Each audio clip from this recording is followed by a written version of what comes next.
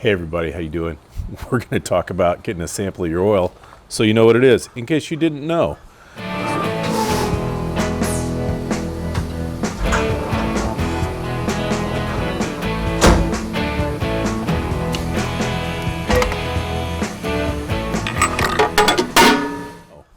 So this is the kind of the bag you're going to get.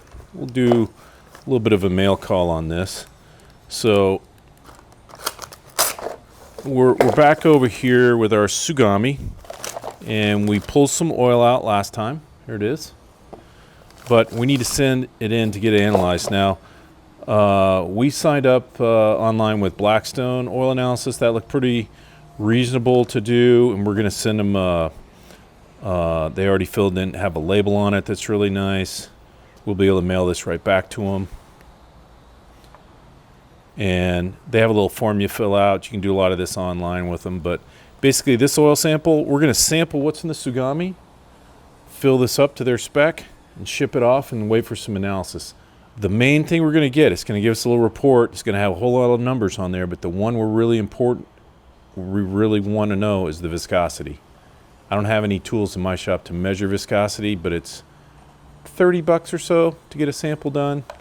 Maybe with postage, I'm not sure, I can't remember. Looks like there's some other packaging in here. You actually put it in here. And you ship it in here. And that looks like that's some pig mat in case it leaks. And there's the little form you fill out on what you want analyzed. All right, I've already filled this out separately, so we don't need to show that. So it goes in a bag.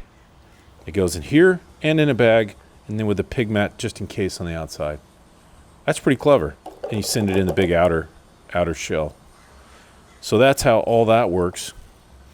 Now, once you get your viscosity, some of these old machines may have the viscosity in the owner's manual, but sometimes you need to convert it, even if you're just converting between brands. So some of the names for viscosity you'll see are, the units might be Centistokes or Saybolt units or Cinepoise.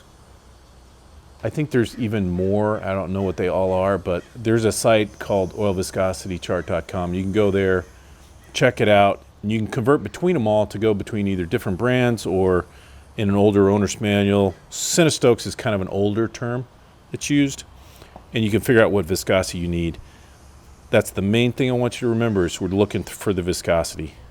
And this is how you can sample it if you're not sure. It's great to see what's in your oil sometimes, and it's a great way to get your viscosity so you can put the right oil back in it. There you go.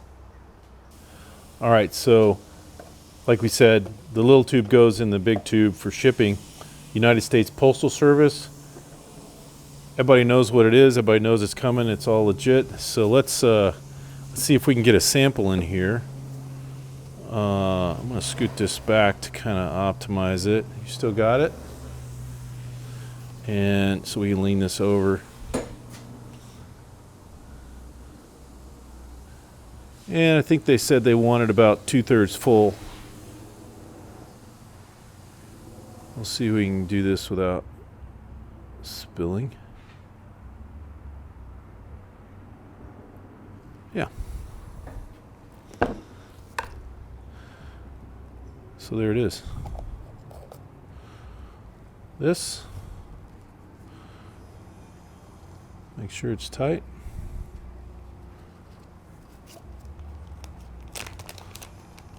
And they want you to put the pig mat around it.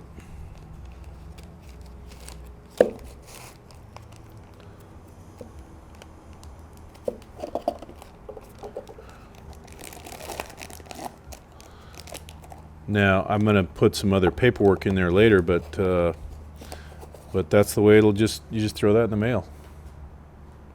Right there. So we can continue to get the rest of the oil out of the machine and do the recycling for the rest of it, but our sample's done. We'll send it off. We'll make sure it'll help us order the right oil. So if you go on Blackstone Laboratory site, they have an example laboratory report. and this is in the links below so you can get it yourself. But this talks about some spindle oil. It's also a type of hydraulic oil, and this is very instructional and exactly like our report is when it comes back. But this has all these descriptions, which are awesome. It tells you what kind of some universal averages are for some of the numbers you get back and how you can compare them to yours. It talks about all these different elements that are in parts per million. So these are very low concentrations. But some of these are related to wear metals like aluminum, chromium, iron, copper, lead, tin. Some of them are trace elements that are part of the casting, etc., that your machine might be made of, like maybe some nickel and some steel alloy, etc. Contaminants, though, that you should watch out for are boron, may show coolant contamination, abrasive dirt, sealers, gaskets, and stuff. Silicone, it's a common one. And sodium can also come from coolant and a variety of other sources. Now, there's some good things too. Some of these relate to oil additives and help you kind of judge the life of your oil, as well as some other measurements. Moly is commonly an additive. Moly, manganese, potassium, boron, calcium, phosphorus, zinc, and barium. Those are commonly additives that are used in your oil to improve its properties. And down here, you'll come to the viscosity I've been talking about. These viscosities, this is Seybolt unit seconds and centistokes, little c, big ST. Flash point, you can tell if you've got water in it or not, should be.